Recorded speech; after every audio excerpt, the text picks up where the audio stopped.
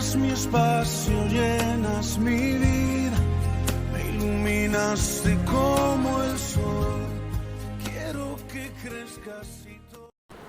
Bien, pues vamos a comenzar con la segunda lección de el discipulado, la escuela bíblica.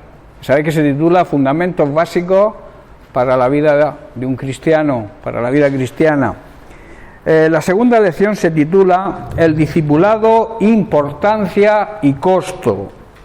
Sabemos la gran importancia del discipulado, de ser discípulos, pero también tenemos que saber que cuesta, que hay que esforzarse, que hay que pagar un precio, que las cosas no vienen si no hay esfuerzo, si no hay trabajo, si no hay interés. Dios nos va a dar todo lo que deseemos a cambio de aquello de lo que queramos librarnos. No sé si entendéis. Dios te va a dar de lo que tú quieras dejar por tu propia voluntad, como un buen discípulo, dejar quizá algunos proyectos vuestros, que le deis la prioridad por delante de los proyectos de Dios. Dios te va a cambiar ese cosa que tú te quieres librar para poder servir a Dios, te lo va a cambiar por tus deseos precisamente de servir a Dios. Hay un cambio, pero debe haber un interés y saber que eso tiene un coste. Jesús en el capítulo 15 de Juan, en el versículo 16 dice: no me elegisteis vosotros a mí. O sea, es una elección, Dios te ha seleccionado, te ha elegido para ser su discípulo. Y entonces en ti está la decisión de ser discípulo, de saber lo que cuesta, esforzarte y hacerlo. Eso es el interés que debe tener un buen discípulo. Hay muchos que empiezan y no terminan.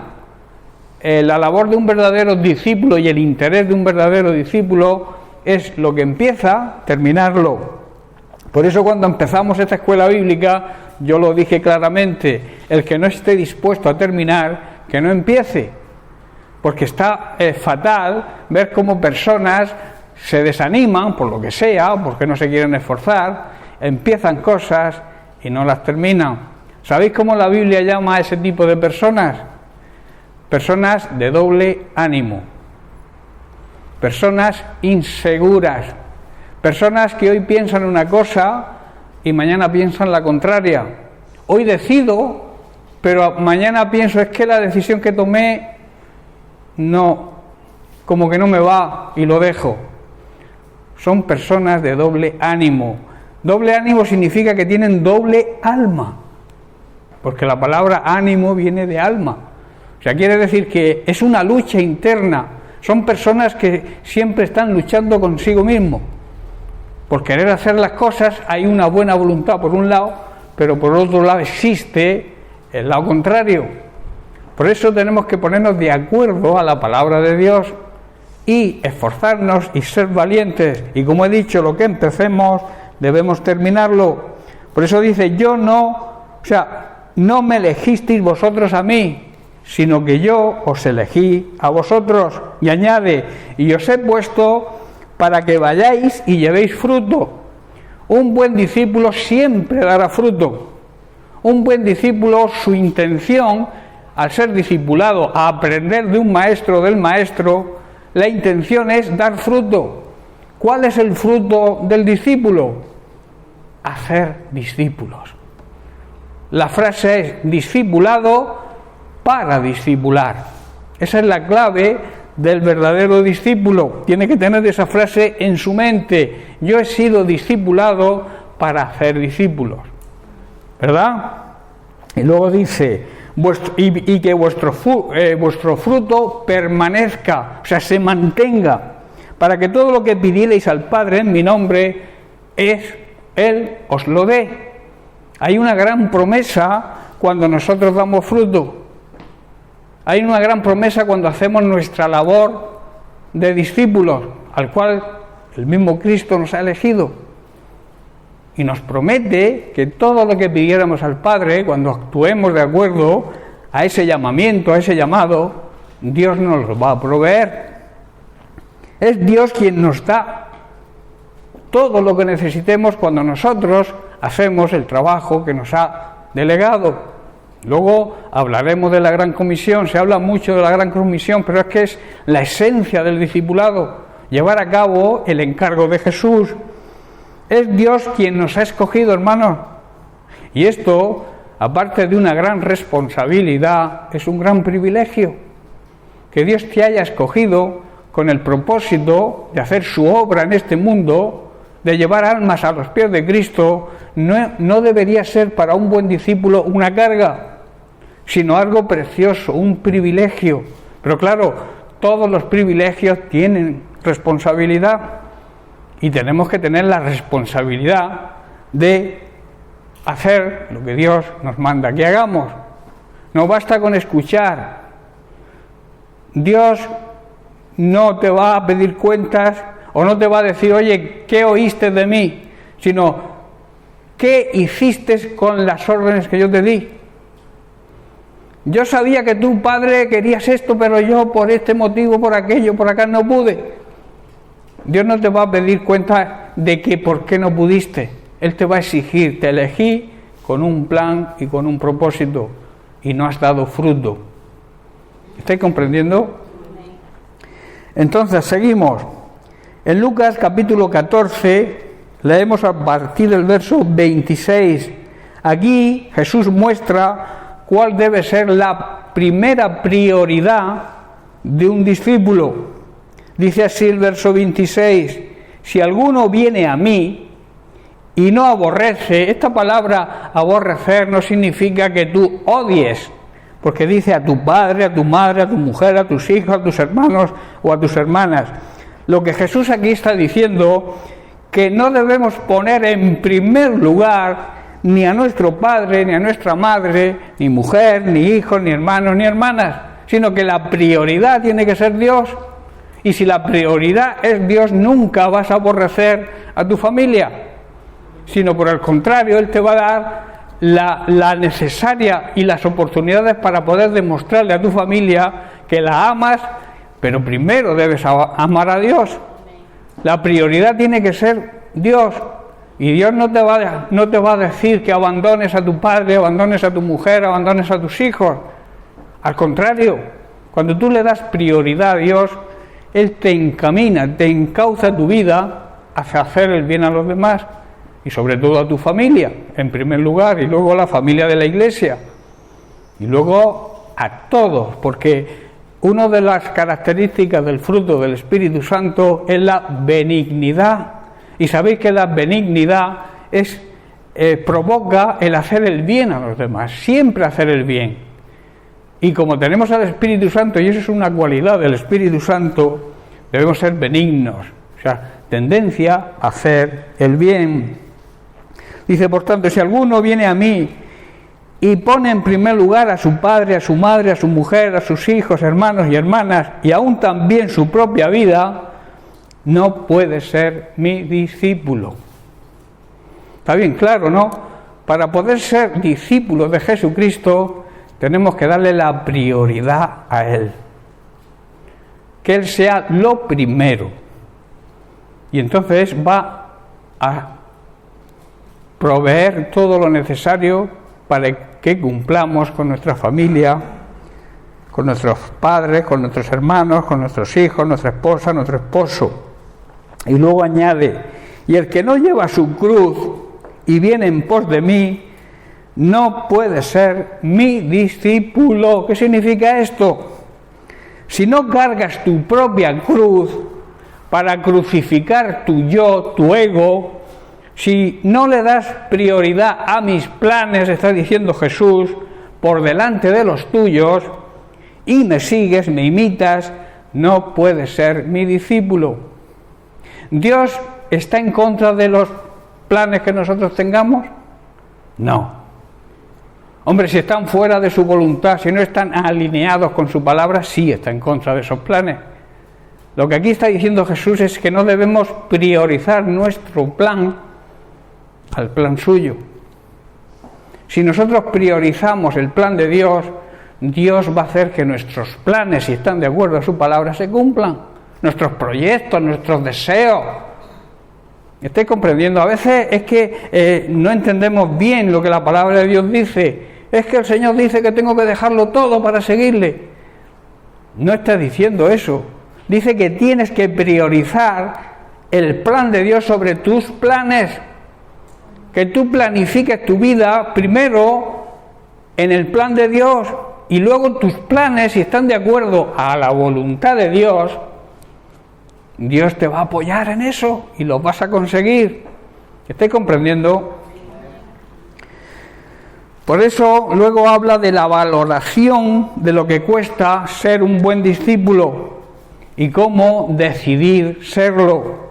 Jesús pone algunos ejemplos.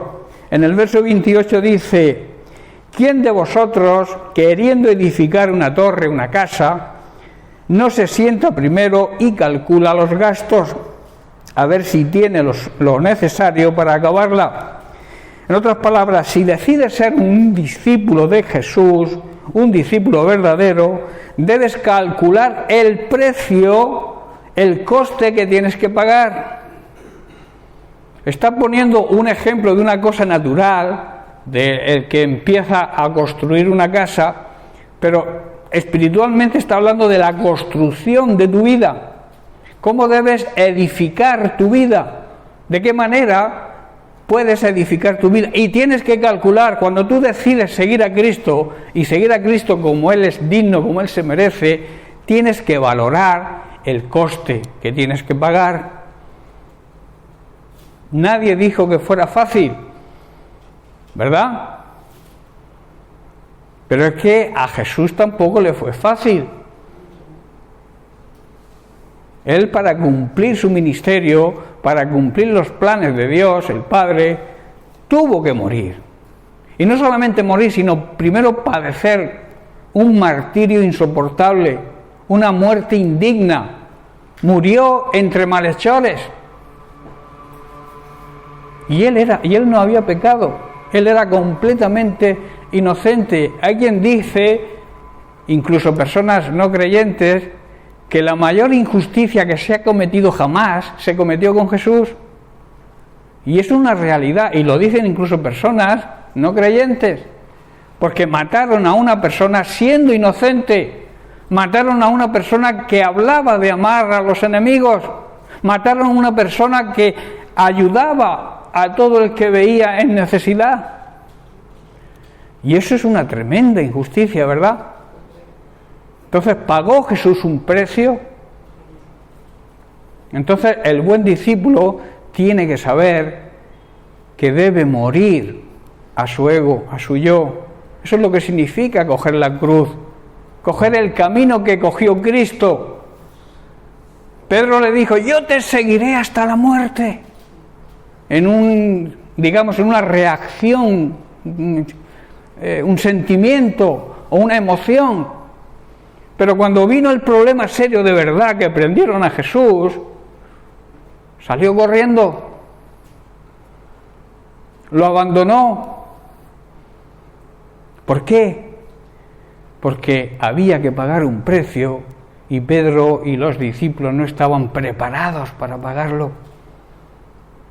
Y habían ido con Jesús 3 años y medio. El Señor los discipuló 3 años y medio. Y al cabo de los 3 años y medio no entendían todavía por qué había muerto el Maestro. Y ahora viene la segunda parte. ¿Por qué no lo entendían? Porque no habían sido llenos del Espíritu Santo. Por eso les dio la promesa y les dijo: tenéis que esperar en Jerusalén hasta que recibáis el poder, recibáis la promesa del Padre. ¿Y qué ocurrió cuando recibieron la promesa del Padre, cuando recibieron en Pentecostés, cuando estaban en el aposento alto, recibieron el Espíritu Santo? Que ese Pedro que negó a Jesús 3 veces, ese Pedro que seguía a Jesús de lejos, ese Pedro que salió corriendo cuando prendieron a Jesús, ese Pedro que reaccionó mal cortándole una oreja a un siervo, a un siervo del sumo sacerdote, a Malco. ¿Qué ocurrió? Que cuando recibió el poder, la dinamita, el dinamus del Espíritu Santo, predicó el Evangelio sin miedo, acusando a los que habían matado a Jesús, y dice que las personas iban a ellas compungidos: varones, hermanos, ¿qué haremos? Y Pedro les dijo: arrepentíos y bautizaos en el nombre del Padre, del Hijo y del Espíritu Santo. ¿Y sabéis cuántos se convirtieron, no? En su primer sermón, cuando bajó del aposento alto donde estaban escondidos, muertos de miedo. 3.000 personas, hermano. Por eso, para ser un buen discípulo, no basta con la intención: Jesús, te seguiré hasta la muerte. Dice Pedro: ¿me seguirás hasta la muerte? Antes que mañana por la mañana cante el gallo, me habrás negado 3 veces. Habrás dicho 3 veces que no me conoces. Jesús sabía que necesitaban el Espíritu Santo. Jesús sabía que todos iban a salir huyendo. ¿Por qué? Por eso les hizo la promesa: os conviene que yo me vaya. Pero cuando yo me vaya, ¿qué ocurrirá? Que vendrá el Consolador, vendrá el Espíritu Santo, vendrá la dinamita, vendrá el poder de Dios, vendrá a vivir en vosotros y tendréis ese poder a vuestra disposición. Y eso es lo que ocurrió.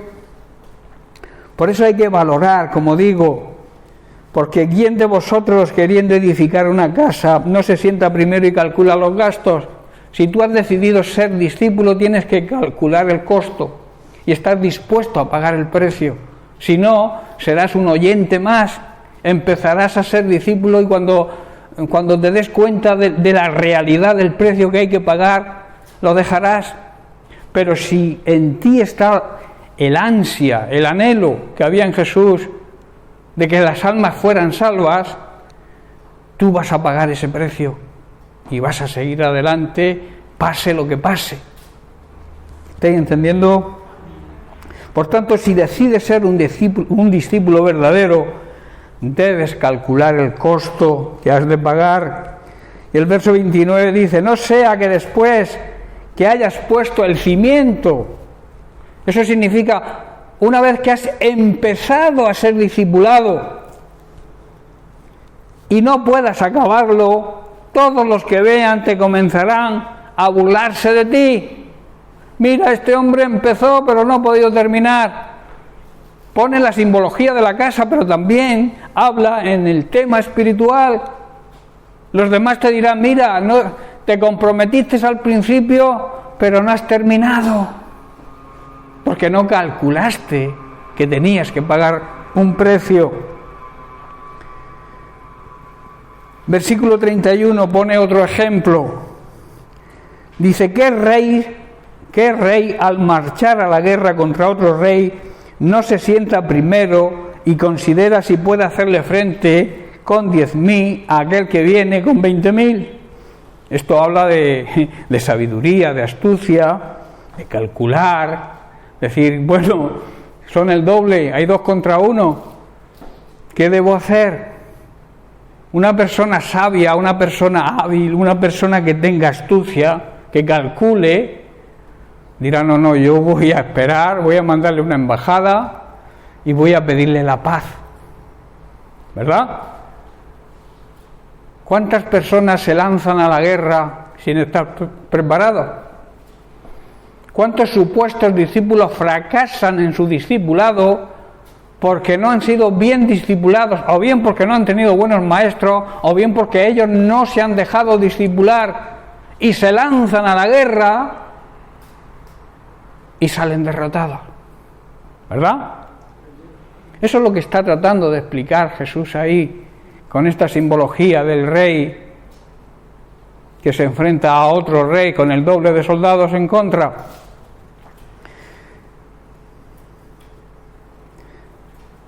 La conclusión sobre esto, versículo 33, dice: así pues, cualquiera de vosotros que no renuncia a todo lo que posee. Muchos se tomarían esto al pie de la letra y dirían: aquí el Señor me está diciendo que lo deje todo. Me deje mi casa, mi coche, me deje mi mujer, me deje mi esposo, mi esposa. Porque dice lo deje todo, ¿verdad? Muchos, si lo toman literalmente, si no están llenos del Espíritu Santo y entienden lo que quiere realmente decir Jesús, harían algo que no está diciendo Jesús. Mirad, cualquiera de vosotros que no renuncia a todo lo que posee, quiere decir que no acepta que todo lo que tiene le pertenece a Dios y le da la prioridad a Dios sin dejar de disfrutar lo que Dios le provee. ¿Lo habéis comprendido? O sea, acepto que todo lo que tengo no es mío, como aquel que decía, lo mío es mío y lo tuyo es mío si puedo quedármelo. No se trata de eso. El que actúa de esa manera es un egoísta, es un ambicioso. Pero si tú dices, todo lo que tengo lo pongo a disposición de Dios. Si tengo un coche, hay hermanos que necesitan ir a la iglesia y no hay coche, yo los llevo. Porque el coche lo conduzco yo, pero es del Señor. Lo disfruto yo, pero es del Señor y está a su servicio. No sé si estáis comprendiendo. Dios quiere que disfrutes lo tuyo, pero que sepas que no es tuyo. Es un préstamo que Dios te hace. Y si Él te pide que lo utilices en su obra, debes utilizarlo. Hay quien dice, yo en mi coche no monta nadie porque me lo ensucian. Y está lloviendo y hay barro, me van a poner el coche perdido de barro. Son ejemplos, ¿no? Pero que en la realidad eso ocurre. Ocurre en las personas del mundo y también ocurre en los cristianos.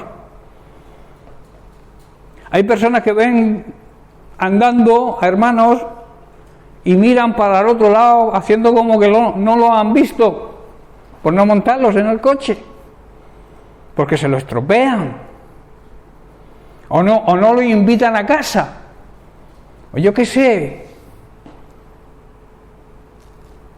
Todo le pertenece al Señor. Así lo expresa el Salmo 24. Todo lo que hay en la tierra, sus habitantes y todas las posesiones de sus habitantes son del Señor. Dios permite que las disfrutemos, pero debemos reconocer que todo le pertenece a Él. El que no piense así, el Señor dice, no puede ser mi discípulo. Luego hace referencia a que nosotros somos la sal de este mundo. Buena es la sal, ¿verdad? Empieza el versículo 34. O sea, la sal tiene grandes propiedades. Es un buen condimento. Hace falta continuamente en la cocina. Mi mujer, cuando hay sal, al Mercadona tráeme sal, que no hay. La sal es necesaria en la cocina. Es un buen condimento. La sal también tiene otras propiedades que hace que las cosas no se pudran. Si tú tienes carne y se te ha roto el frigo, por lo que sea, y no quieres que se te pudra esa carne, la envuelves en sal y esa carne no se pudre. O sea, evita que las cosas se pudran, se echen a perder. Por eso dice, buena es la sal, tiene grandes propiedades.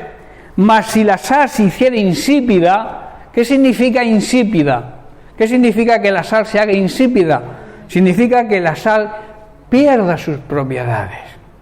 Esas propiedades de ser un buen condimento, esas propiedades de ser algo que evita la putrefacción, si se pierden, ¿para qué sirve la sal?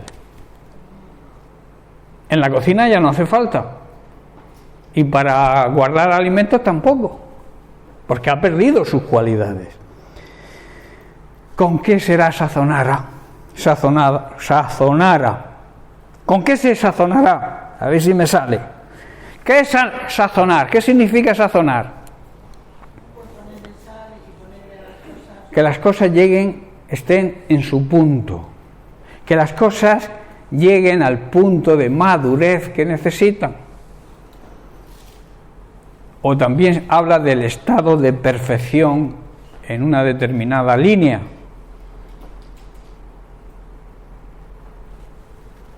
La sal es buena, como he dicho, para condimentar, para conservar los alimentos, pero si pierde esos condicionantes, nosotros, hermanos, tenemos las condiciones, tenemos la esencia para sazonar y para conservar la palabra de Dios sin que nos la pudra nadie, sin que nos la contamine nadie. Si nosotros somos verdadera sal, a nosotros nadie nos va a poder contaminar la palabra de Dios.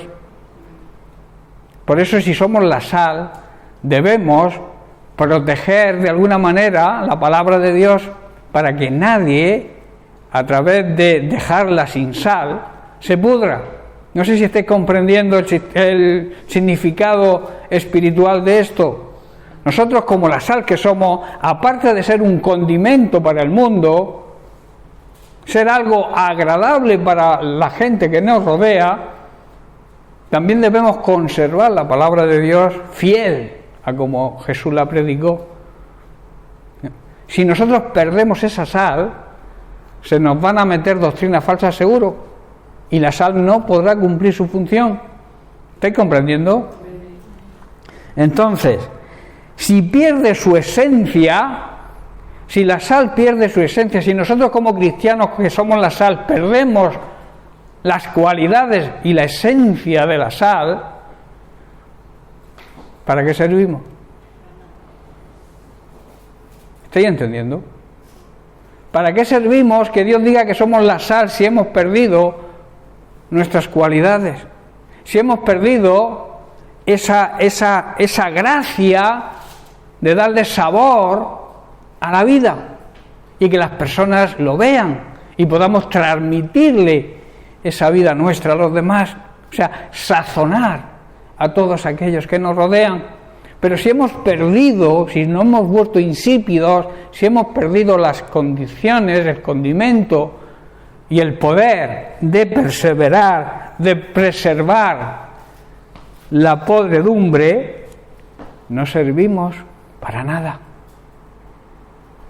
Eso es lo que la palabra de Dios dice. Entonces surgen las siguientes preguntas. ¿Cómo podemos desempeñar nuestra función si perdemos nuestra esencia?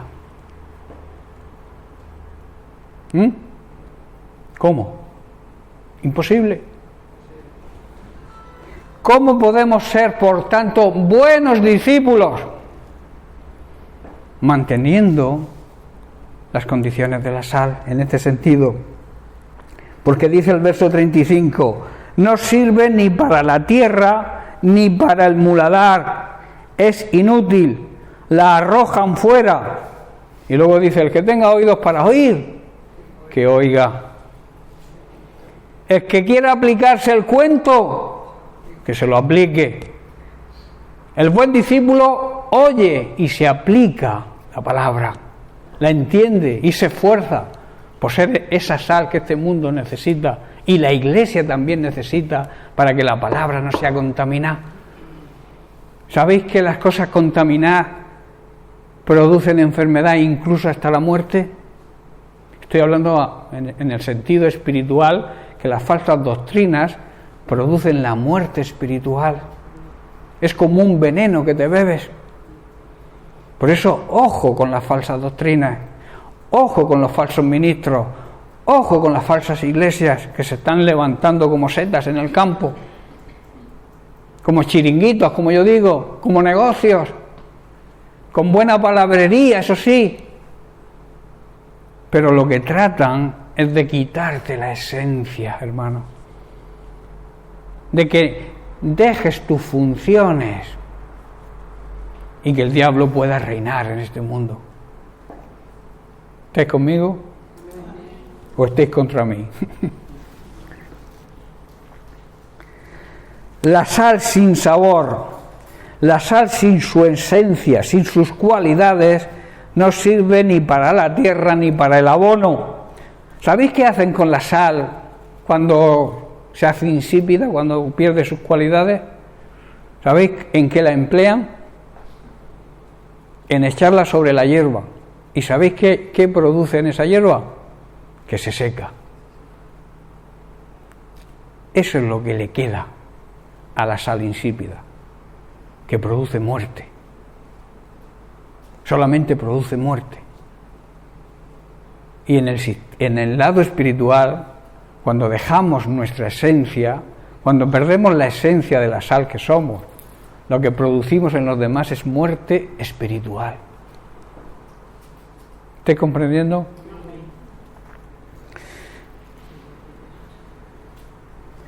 Se tira, como he dicho, al lado de las carreteras, se tira y mata la hierba. Produce muerte, como he dicho. El que tenga oídos para oír debe escuchar y debe entender. Y en Mateo capítulo 28 Jesús habla de la función esencial de todo discípulo. ¿Cuál es? Según el tiempo que ya llevamos, 2 lecciones, para vosotros, ¿cuál es la esencia de todo discípulo? ¿Qué debe hacer todo discípulo? Lo he dicho esta misma tarde.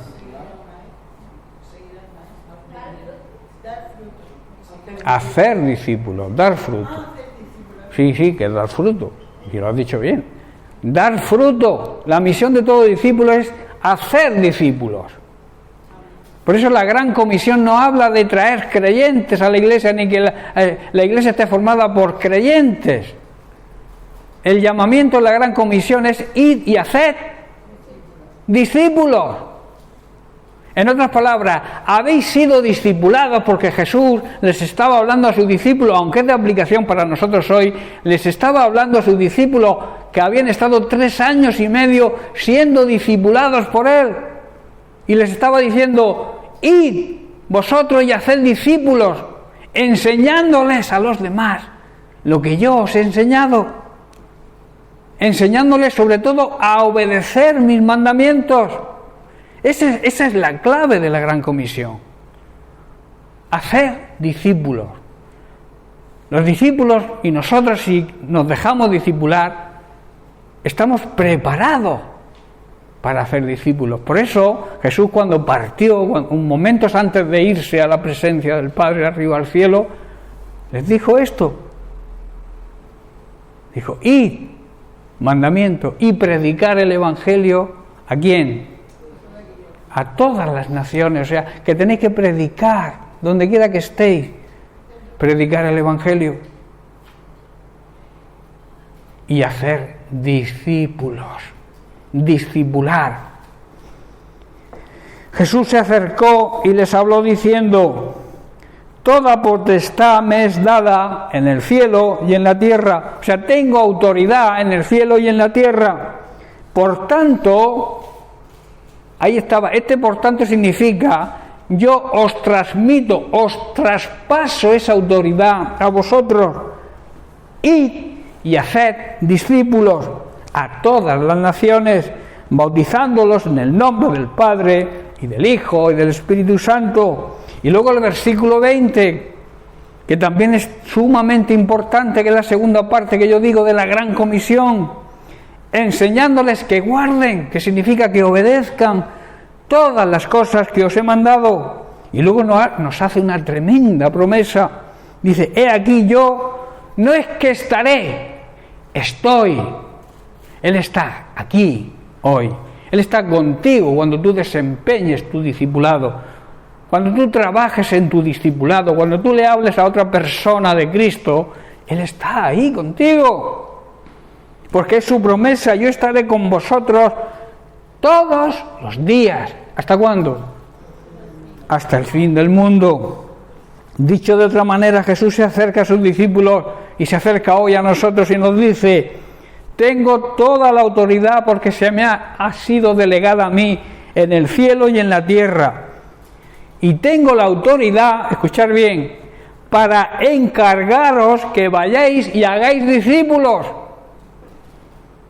Él tiene autoridad sobre nosotros para encargarnos que hagamos discípulos, bautizándolos en el nombre del Padre, como he dicho, del Hijo y del Espíritu Santo, y también para que enseñen a los nuevos discípulos a obedecer todos mis mandamientos, y tengan por seguro que yo estoy ahora con vosotros y estaré en un futuro con vosotros siempre hasta el fin de los tiempos. Tremendo, ¿verdad? Si lográramos entenderlo de verdad. Por eso nuestra mente tiene que estar dispuesta a entender lo que Jesús nos dice en la Gran Comisión. Se ha predicado mucho y se predica mucho sobre este pasaje de la Gran Comisión, pero deberíamos predicarlo cada día, porque es la esencia del discípulo, es la esencia de recibir un discipulado. Tú eres discipulado para discipular a otros, para hacer discípulos. Esa es tu misión y esa es la mía.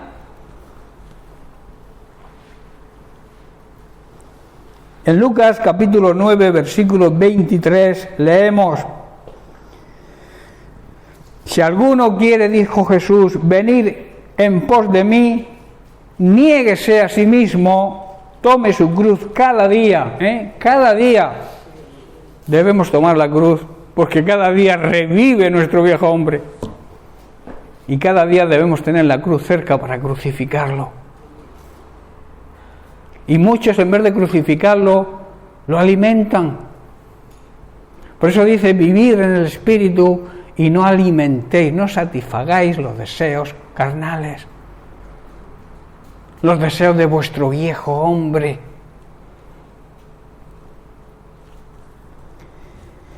Entonces le dijo a la multitud: si alguno de vosotros quiere ser mi seguidor, quiere ser mi discípulo, tiene que abandonar su manera egoísta de vivir, tomar su cruz cada día para morir a sus propios planes, a esos planes que estén en desacuerdo con los planes de Dios, y seguirme.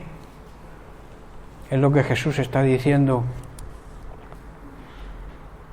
Y en Mateo capítulo 10, versículo 37 al 39, dice así: el que ama, y esto explica un poco la lectura del principio, el que ama a padre o a madre más que a mí, no es digno de mí. No está diciendo que no debes amar a tu padre o a tu madre, no está diciendo eso. Está diciendo que lo ames más que a Dios. Hay madres, por cierto, muchas, y también dentro del pueblo evangélico, que aman más a sus hijos que al propio Dios. Y eso es grave, porque eso es idolatría. Poner algo por delante de Dios es idolatría. Poner a tu esposo por delante de Dios es idolatría. A mí, cuando un esposo o una esposa le dice o se dice mutuamente te adoro, no me gusta, porque la adoración solamente tiene que ser para Dios. No me gusta esa palabra entre yo te adoro, no, yo te quiero. Tampoco te quiero, porque te quiero habla de posesión, te quiero para mí, ¿no? Te amo, es la palabra, porque la palabra habla del amor de Dios, que Dios es amor. No es que Dios te quiere, no, Dios te ama. En ninguna parte de la Biblia dice que Dios te quiere, ¿verdad? Y nosotros acostumbramos a decirnos eso. Pero eso como que habla, a veces lo hacemos sin darnos cuenta, pero habla como que la persona a la que se lo digo es de mi propiedad. ¿Entiendes? Por eso yo aconsejo decir, no te adoro ni te alabo, te amo. Además, es más corto, es más cómodo decirlo, ¿verdad? Más fácil. Por eso dice que el que ama a padre o a madre más que a mí no es digno de mí. El que ama a hijo o a hija más que a mí no es digno de mí. El que no toma su cruz y sigue en pos de mí no es digno de mí, no le merezco. El que halla su vida la perderá, y el que pierde su vida por causa de mí la hallará. Jesús aquí está diciendo: si amas a tu padre o a tu madre más que a mí, no eres digno de ser mío. Si amas a tu hijo o a tu hija más que a mí, no eres digno de ser mío. Si te niegas a tomar tu cruz y seguirme, no eres digno de ser mío. Si te niegas a andar en mis planes y das prioridad a los tuyos, no mereces ser mi discípulo. Está bien claro lo que Jesús quiere decirnos, ¿verdad? Si te aferras a tu propia vida, la perderás. Pero si entregas tu vida por mí, la salvarás.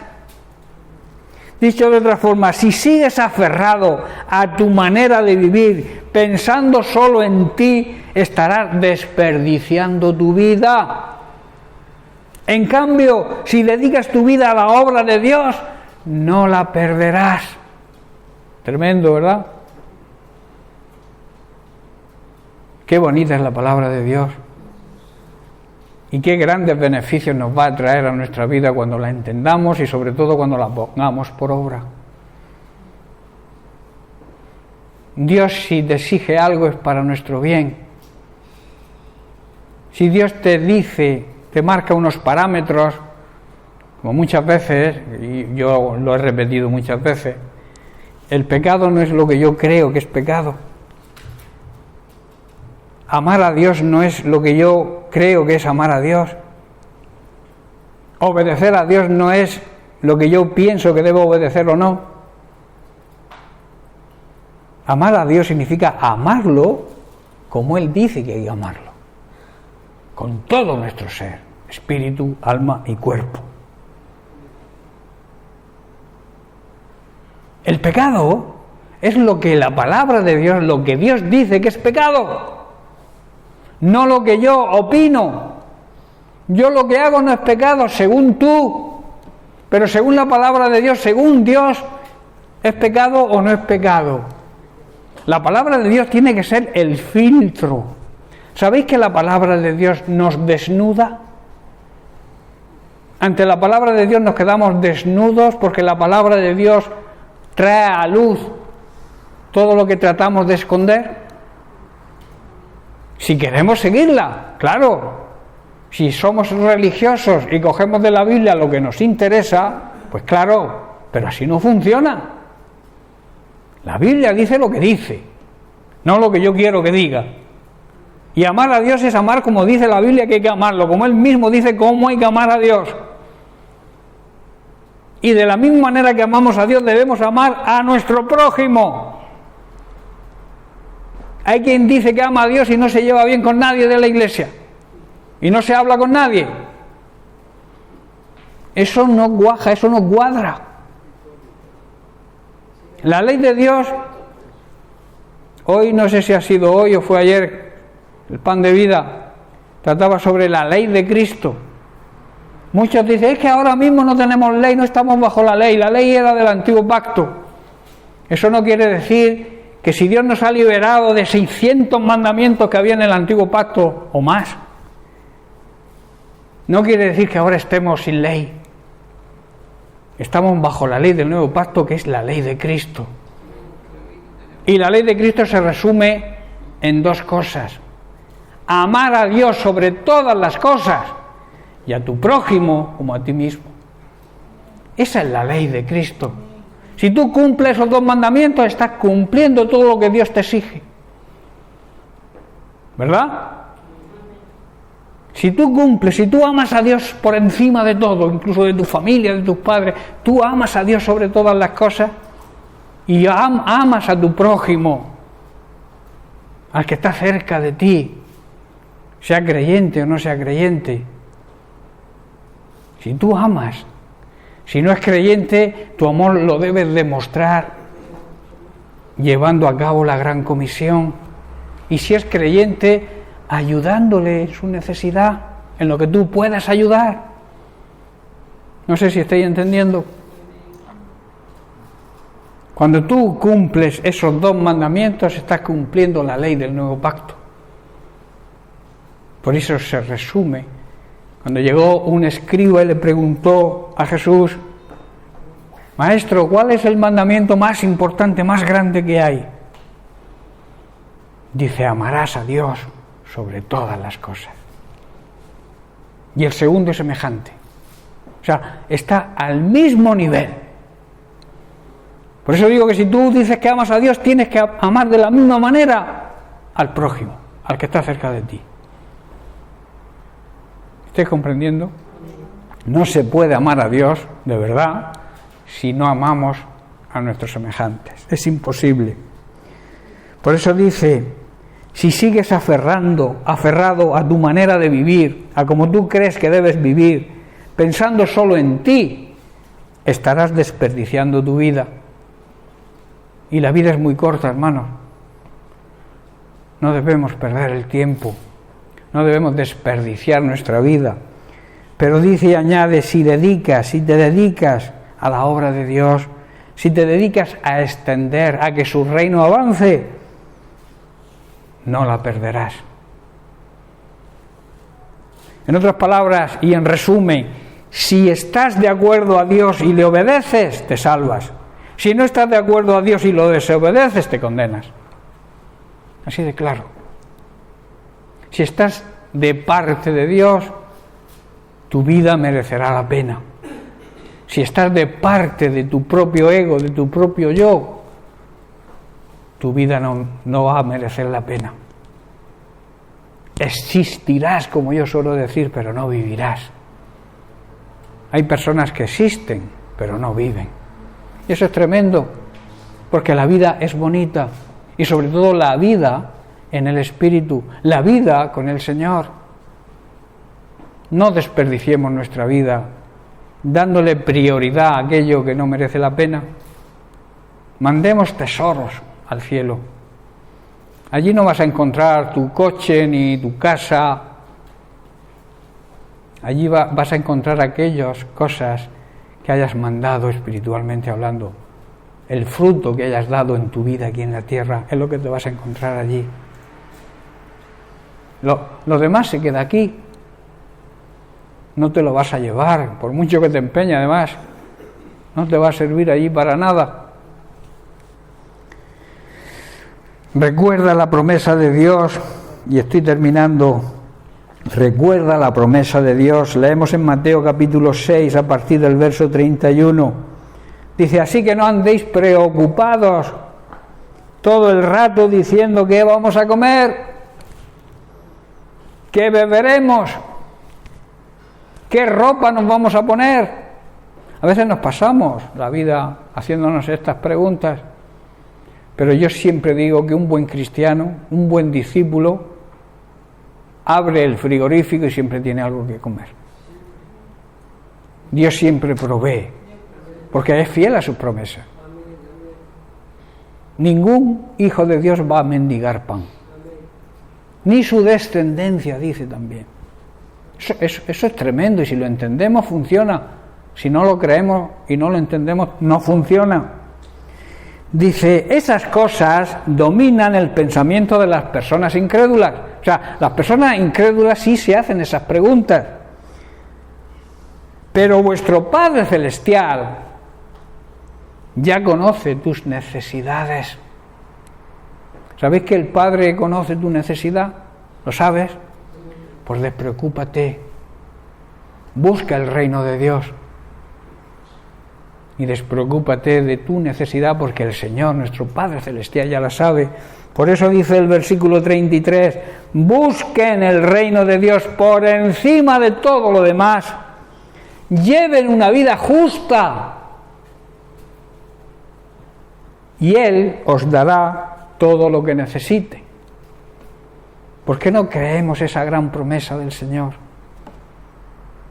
Los verdaderos discípulos la creen y viven, la creen y la viven, y saben que Dios les va a proveer de todo, haya crisis, haya COVID, haya lo que haya. Dios, el verdadero discípulo, sabe que estando en las manos del Señor, que si nos dedicamos a hacer su obra, si damos fruto como buenos discípulos, no nos va a faltar de nada. Quizá no tengas grandes lujos, quizá no tengas grandes caprichos, que a veces el Señor también nos da caprichos. ¿Sabéis que Dios a veces también nos da caprichos? Toda buena dádiva, ¿de dónde procede? Del cielo, del Padre de las luces, que quiere decir aquel que creó el universo y sus estrellas. Él es el dueño de todo. Y también nos da capricho, que igual que un padre a un buen hijo cuando se porta bien, pues le compra un regalo, ¿verdad? Aparte de cubrir su necesidad de alimentarlo y de vestirlo. También cuando un hijo se porta bien, un buen padre, un padre también le hace regalos, pues el Señor también nos hace regalos. Y a veces no sabemos apreciarlos. Abrir los ojos cada mañana es un milagro, es un regalo de Dios. Por eso cuando a las 7 de la mañana empezamos la oración, lo primero que hay que decir, gracias Dios mío por poder ver la luz de un nuevo día. Gracias por haberme permitido el descanso de la noche. ¿Verdad? En paz me acostaré. ¿Y qué?